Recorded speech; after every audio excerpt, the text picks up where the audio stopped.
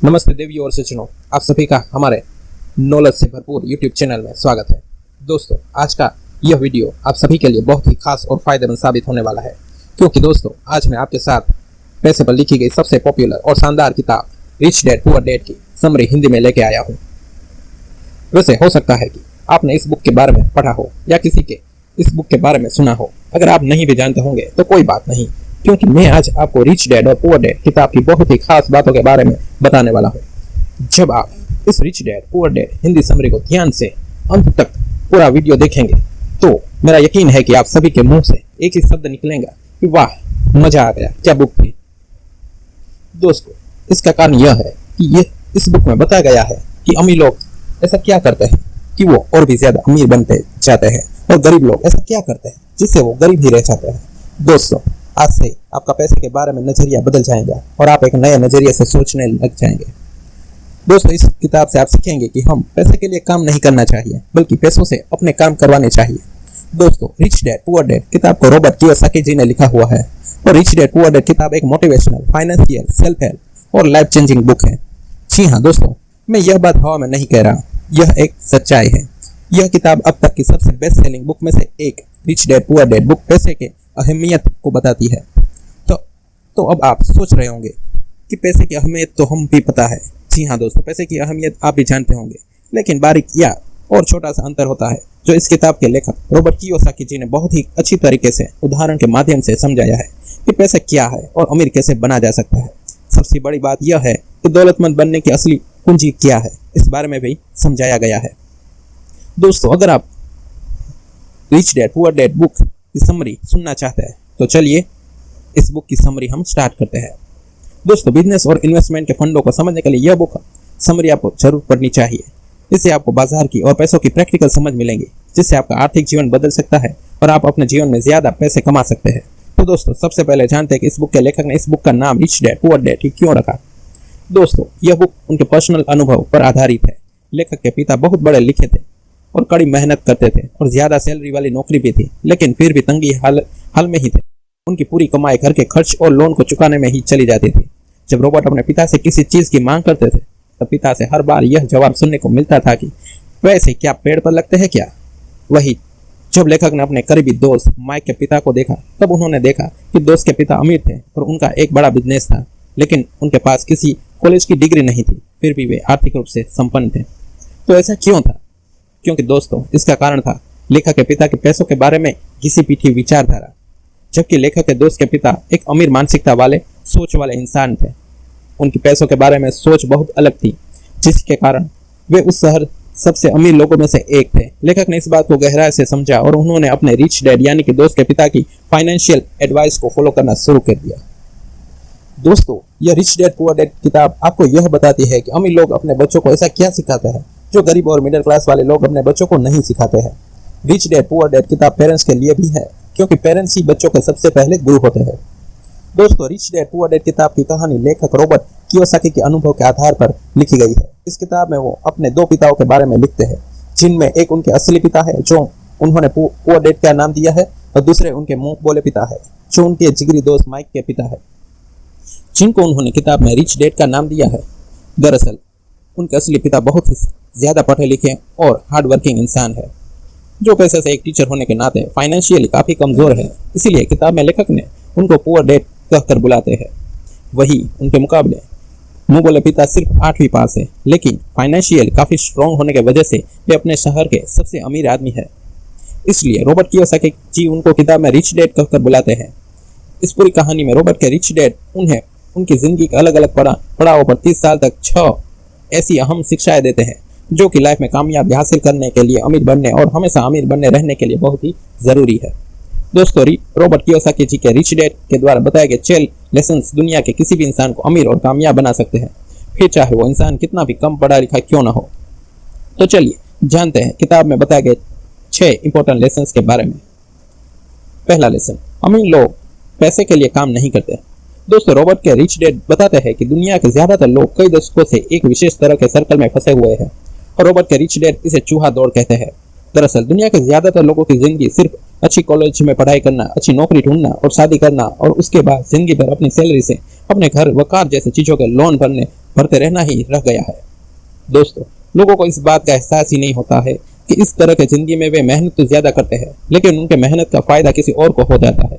असल में बहुत से लोग इस रेट रेस का हिस्सा बनकर ना खुश भी होते हैं, लेकिन अपने मन के डर, लालच और घर के जिम्मेदारियों की वजह से वे मजबूरी में इसका हिस्सा बने रहते हैं।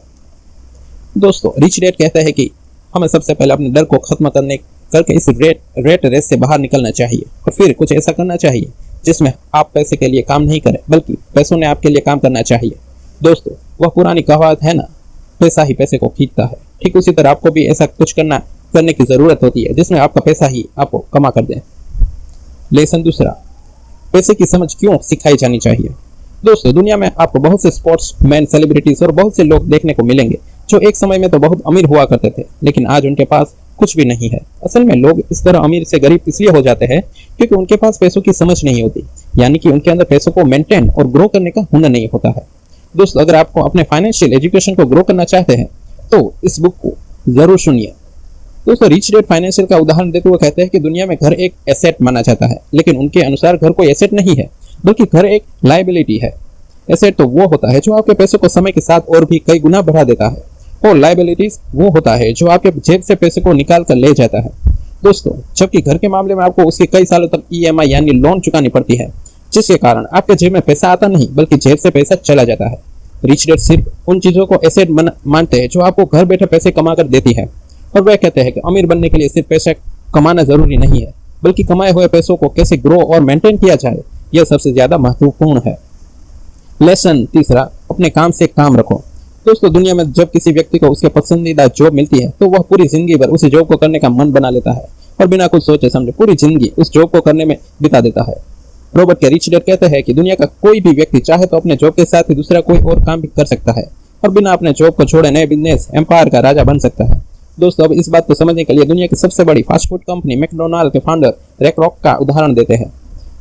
अगर हम में से किसी को भी यह प्रश्न पूछा जाए कि रैक रॉक किस बिजनेस से पैसा कमाता है, तो हम सभी का जवाब में होगा कि वो उनके फास्ट फूड बिजनेस से पैसा कमाते हैं।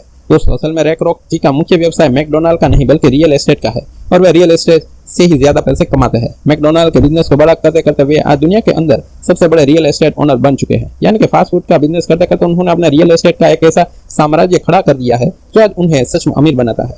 इसी तरह आप आम आदमी भी ऐसे एसेट और सोर्स ऑफ इनकम को क्रिएट कर सकता है जो उसे पैसे कमा कर देंगे। इसके लिए लेखक के द्वारा कुछ उदाहरण दिए गए हैं, जैसे कि खुद का बिजनेस शुरू करना, म्यूचुअल फंड या स्टॉक मार्केट में इन्वेस्ट करना और रियल एस्टेट में इन्वेस्ट करना और मुनाफा देने वाले प्रॉपर्टीज को खरीदना शामिल है।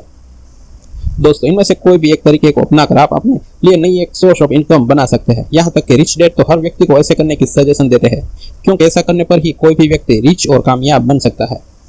लेसन 4, टैक्स का इतिहास और कॉर्पोरेशन की ताकत।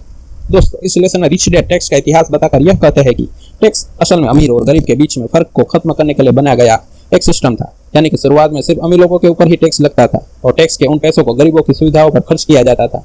लेकिन समय के साथ साथ धीरे धीरे मिडिल क्लास और अपर मिडिल क्लास लोगों को ऊपर भी टैक्स लगना शुरू हुआ, और आज की बात करें तो यह मामला पूरी तरह से उल्टा हो चुका है, क्योंकि अमीर लोग अपने दिमाग और चालाकी का इस्तेमाल करके खुद को टैक्स देने से बचा लेते हैं, और सरकार के खाते में जो टैक्स जमा होता है वह सिर्फ मिडिल क्लास और अपर मिडिल क्लास लोगों के द्वारा ही जमा किया जाता है। बड़े बिजनेसमैन और उद्योगपति पहले पैसा कमाते हैं और उसके बाद उस पैसे से अपनी जरूरतों और ख्वाहिशों को पूरा करते हैं, और बाद में जो कुछ भी थोड़ा सा हिस्सा रहता है उसे वो टैक्स पे करते हैं। वहीं पर मिडिल क्लास परिवार के लोग पैसा कमाने के साथ ही टैक्स भरते हैं और अंत में जो कुछ भी बचता है उससे अपनी जरूरतों और ख्वाहिशों को पूरा करते हैं। लेसन 5, अमीर लोग पैसे का आविष्कार करते हैं।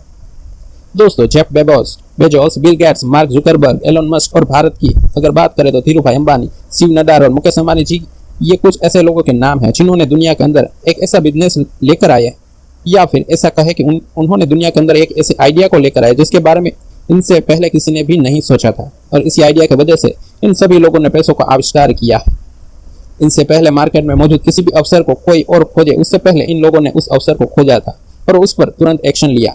दोस्तों, इसलिए ऐसा कहा जाता है कि इन सभी लोगों ने पैसा कमाया नहीं बल्कि पैसों का आविष्कार किया, क्योंकि दोस्तों उन्होंने दुनिया में उन चीज़ों को लेकर आए जो यहाँ पर पहले से मौजूद नहीं थी। इसी तरह आपको भी सिर्फ पैसे कमाने के बारे में नहीं सोचना चाहिए बल्कि पैसे के आविष्कार करने के बारे में सोचना चाहिए। नेक्स्ट लेसन, सीखने के लिए काम करें ना कि पैसे के लिए।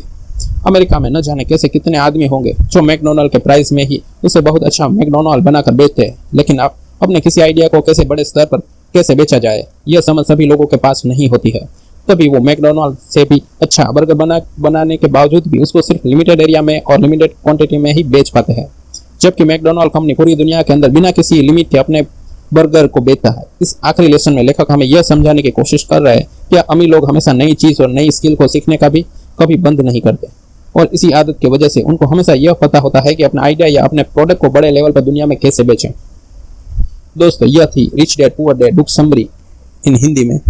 तो अगर आपको हमारे ये चैनल या वीडियो पसंद आई हो तो इसे लाइक, शेयर और सब्सक्राइब करना ना भूलिएगा। जय हिंद दोस्तों।